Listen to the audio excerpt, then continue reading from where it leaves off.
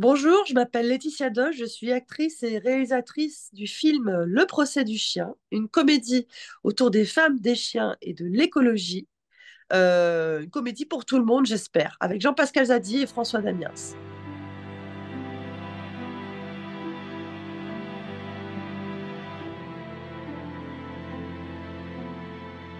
On suit Avril, une avocate un peu spécialiste des causes perdues, arrive dans son bureau, un maître malvoyant interprété par François Damiens et son chien. Son chien a mordu 3 fois, dont une femme au visage.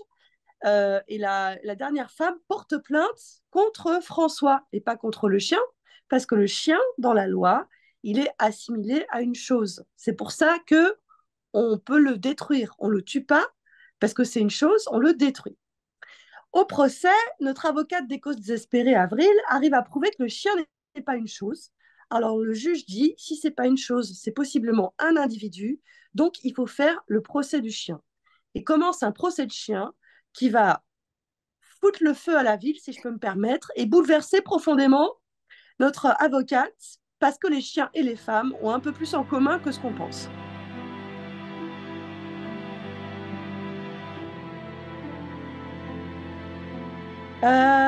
Moi, je travaille beaucoup autour de l'écologie. Je fais des spectacles aussi. L'écologie, le féminisme, le rapport à l'exploitation de l'autre, donc des thèmes un peu sérieux. Et j'adore la comédie. Et je trouve que la comédie, c'est un art magnifique.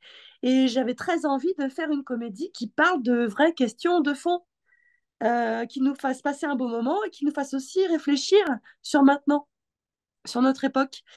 Et un jour, une femme qui vient voir mon spectacle d'avant me parle d'un procès autour d'un chien qui a déchiré une ville. Il y a eu carrément des manifestations, des pétitions. Ça m'a ouvert à plein d'autres histoires autour de ces procès autour d'animaux, où carrément il y a eu des appels à la Cour européenne des droits de l'homme. Et ça m'intéressait beaucoup d'essayer de comprendre pourquoi ça avait pris tant d'ampleur. Et en fait, ça soulevait plein de questions, notamment sur le statut animal.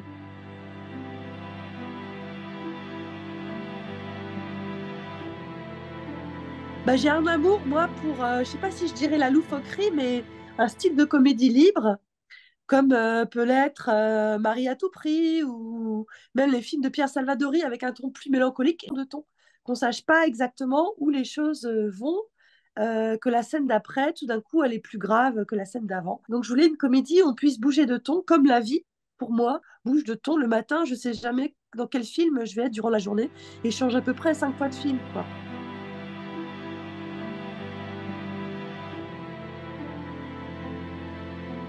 Par exemple, il y a une avocate qui est aussi l'avocate de la plaignante, qui est aussi un petit peu, même carrément politicienne d'extrême droite.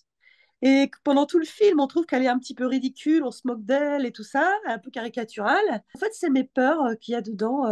La peur d'un extrême droite qui fait rigoler, mais en fait n'est pas drôle.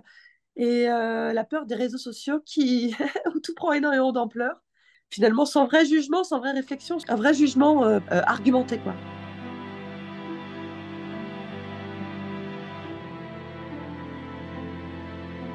J'ai tout mis de moi.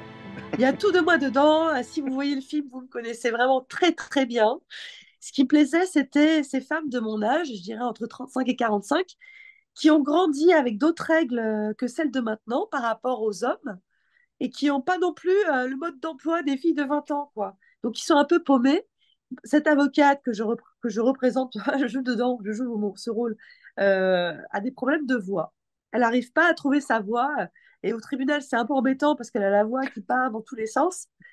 Et évidemment, c'est un problème de trouver qui elle est et comment elle arrive à s'affirmer, à être elle-même. Qu'est-ce qu'elle a dû cacher, qu'est-ce qu'elle a dû cacher d'elle-même, oublier d'elle-même pour être acceptée par la société et qu'elle va retrouver. Elle va le retrouver à travers en fait ses convictions. Elle va se retrouver dans le chien, figurez-vous.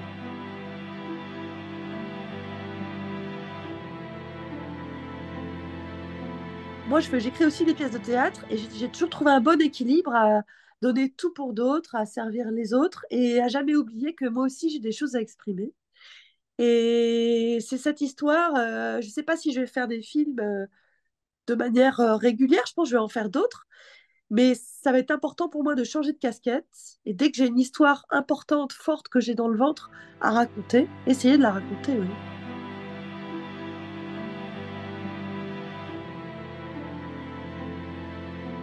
Pour faire simple, pour un premier film, je dirigeais un chien, un enfant, François Damiens, des centaines de figurants et je vais jouer dedans. Mais finalement, c'est l'envie qui rend les choses simples en fait.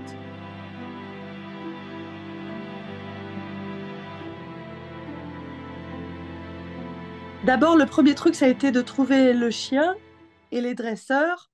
Le chien, pour la petite histoire, son nom est au générique, son nom est sur l'affiche, donc c'est un acteur pour moi. Et ça a été un grand, grand voyage à travers la France pour trouver ce chien et ses dresseurs, Juliette et Manu, de Dog Trainer, qui ont un respect de l'animal, qui essaie toujours que l'animal soit en forme, soit content d'être là, parce qu'il n'a pas choisi d'être là. Après, Jean-Pascal, c'est drôle parce que je l'ai connu en m'engueulant avec lui dans un cinéma à la sortie du confinement sans qu'on se connaisse l'un l'autre, parce qu'il voulait pas que je regarde des films sur les chiens, mais son film à la place. Il faisait de la promo pour son film, en fait. On s'est connus comme ça et on a tout de suite sympathisé, enfin, très vite. Et François, j'avais tourné avec lui. Et ces deux acteurs, c'est des acteurs qui ont leur ton, qui sont subversifs, chacun à leur manière, l'un de façon plus politique et l'autre en voulant surprendre, en voulant déstabiliser les gens en face. Et moi, je me retrouve là-dedans. Et après, il y a eu un grand casting parce qu'il y a 40 acteurs suisses, des philosophes, des gens qu'on a repérés dans la rue, des enfants suisses, voilà, plein de gens.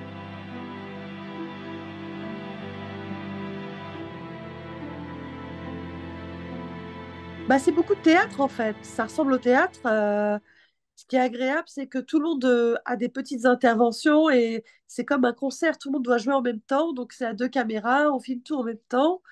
On avait beaucoup, beaucoup prédécoupé ça avec Alexis Keverchine, mon chef-op, et Elsa Amiel, ma directrice artistique. On a travaillé ça en trouvant le bon rythme de la scène. Et ce qui était chouette, c'est qu'on avait 80 figurants, spectateurs, qui portaient vachement les acteurs en fait. On a travaillé ça, c'était pas le plus compliqué pour moi parce que ça ressemblait à du théâtre en fait.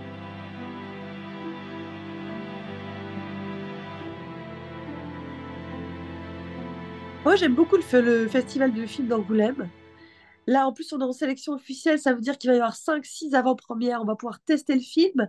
Le film sort très peu de temps après, le 11 septembre, alors je me réjouis de me confronter au public.